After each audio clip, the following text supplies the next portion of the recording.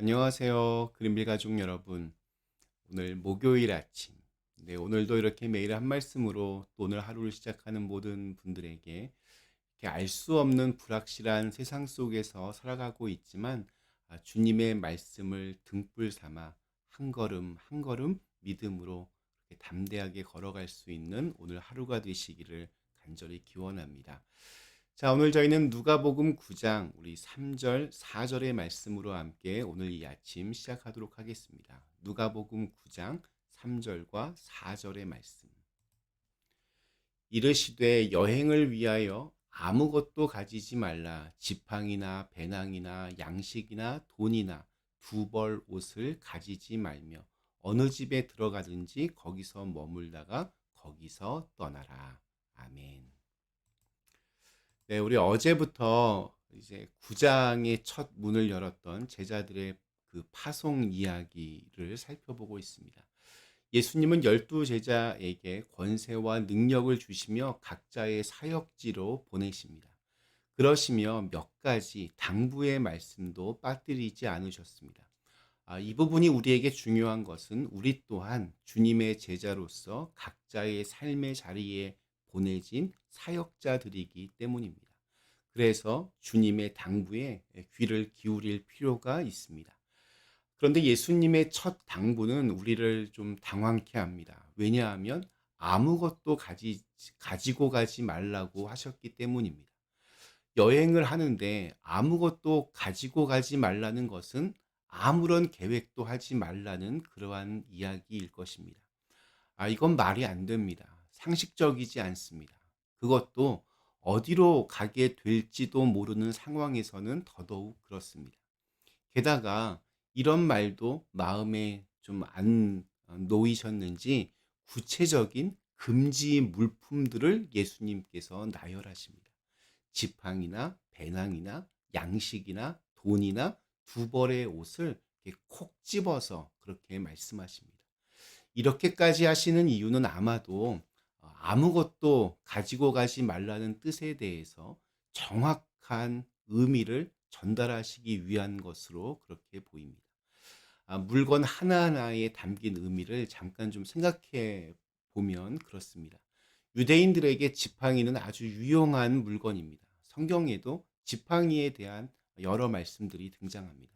그 중에서도 가장 유명한 말씀 중 하나가 시편 34편에 나오는 지팡이입니다. 우리 4절에 보면 내가 사망의 음침한 골짜기로 다닐지라도 해를 두려워하지 않을 것은 주께서 나와 함께 하심이라. 주의 지팡이와 막대기가 나를 안위하시나이다. 여기서 등장하는 지팡이와 막대기는 오늘 우리의 개념과는 조금 다릅니다. 그래서 헷갈릴 수 있습니다. 우리 생각에는 막대기나 지팡이나 뭐 큰 차이가 없어 보입니다. 우리가 생각하는 지팡이는 길고 뭐 끝이 이렇게 구부러진 그런 것이지만 사실 유대인들의 지팡이는 그저 뭐 한 1미터 정도 남짓되는 그런 막대기였습니다. 그럼에도 이 두 개는 각기 좀 다른 목적으로 사용되기도 합니다. 막대기로 번역된 히브리어 호테르는 두 가지의 목적으로 주로 쓰였는데 양이 무리해서 이렇게 이탈해 다른 길로 갈 때 그 막대기를 이렇게 던져서 양이 정신을 차리게 만드는 목적이 그 하나이고 또 다른 목적은 늑대나 야생 짐승이 공격해 올 때 그것을 이렇게 물리치는 공격 무기로서 사용하는 것이 바로 막대기입니다. 또 지팡이로 번역된 히브리어 넷제르 또한 여러 다양한 목적에 쓰여집니다. 양을 인도하는 목적과 함께 또 운물의 수심을 재는 목적으로도 사용합니다. 오늘 읽은 말씀에 지팡이라고 번역된 우리 신약 성경은 이제 헬라어를 기반으로 쓰여졌는데 이 헬라어 랍도스라는 것은 사실 히브리어 호테르와 연관된 단어입니다. 그러니까 외부로부터의 어떤 공격에서 자신을 지키는 목적을 가진 일종의 그 호신용 무기였던 셈입니다. 이것을 예수님께서 포기하라고 하신 겁니다. 또한 배낭은 가방을 의미합니다. 가방을 가져가는 이유는 가방에 뭔가를 넣기 위해서입니다. 그런데 가방, 배낭을 가져가지 말라라고 하는 것은 그러니까 아무것도 가져가지 말라는 뜻입니다. 양식이나 돈은 먹을 것과 일종의 비상금, 이것도 가져가지 말라고 합니다. 또 옷도 딱 한 벌, 지금 입고 있는 한 벌, 두 벌의 옷 필요 없다라고 말씀하십니다. 종합해 보면 한마디로 어떻게 살지 살 궁리를 미리 하지 말라라는 뜻입니다. 그야말로 아무것도 없이 아무런 대책도 없이 아무 계획이나 방법도 없이 길을 떠나라고 제자들의 등을 떠미시는 겁니다. 우리 무전여행이라는 거 있습니다. 말 그대로 하면 돈 없이 떠나는 여행입니다. 젊었을 때는 그런 무전여행에 대한 어떤 로망도 이렇게 있었습니다. 그런데 이게 사실 본래의 의미를 잃은 그런 측면이 있습니다. 실제로는 무전여행이라고 해도 뭐 보면 비싸지 않게 최소한의 비용으로 가는 여행을 뜻하기 때문입니다. 그러니까 아무것도 없이 가는 여행은 현실적으로 참 힘이 듭니다. 근데 무전여행 원래대로 하면 미지의 곳에 가서 어떤 일이 벌어질지 모르지만 그곳에서도 먹고 살 방법이 있고 또 누군가의 도움을 받을 수 있다는 믿음을 가지고 떠나는 것을 의미합니다.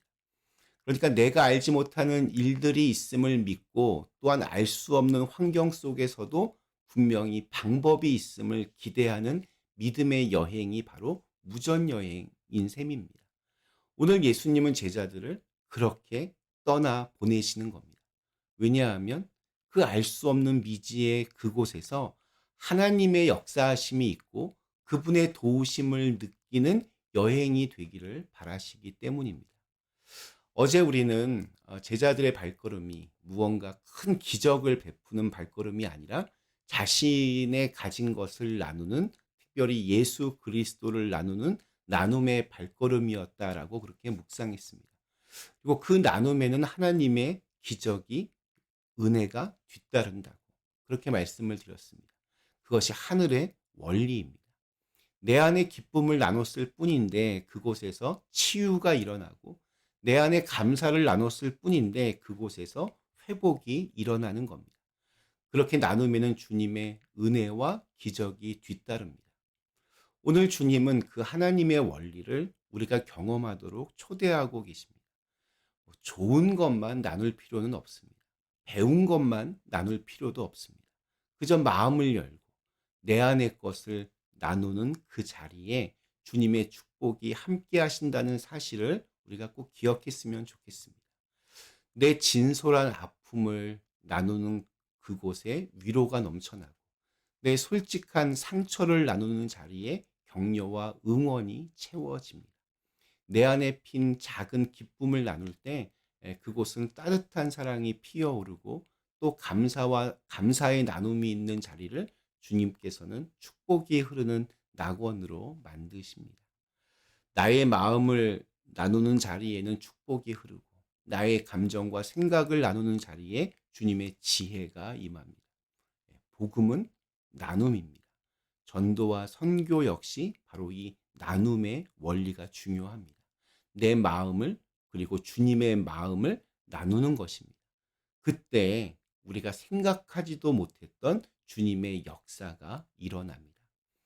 주님께서 가르쳐 주신 기도, 주기도문에도 이런 말씀이 나옵니다. 주님의 이름을 나누면, 주님의 나라를 나누면, 주님의 뜻을 나누면 그곳에 우리의 일용할 양식을 채워주시겠다고 말입니다. 우리가 나누고 또 자신을 내어주면 주님은 우리의 필요를 채워주십니다. 오늘 우리에게 주신 하루 사랑으로 나누며 주님의 은혜를 이렇게 흘려보내는 그러한 삶이 되시기를 간절히 기원합니다. 우리 잠시 함께 기도하겠습니다. 좋으신 하나님, 저희로 하여금 참 모든 것이 불투명한 불확실한 그러한 세상에서 살아가고 있지만 그러나 우리 하나님께서 전혀 예상치 못했던 은혜와 또 평강을 주심을 믿고 의지하며 우리가 가진 보잘것없는 것조차도 우리의 아픔까지도 이렇게 나누며 또 우리 안에 있는 그 주님을 나눌 수 있는 그런 복된 하루가 되게 하여 주시옵소서. 예수님의 이름으로 간절히 기도드리옵나이다. 아멘.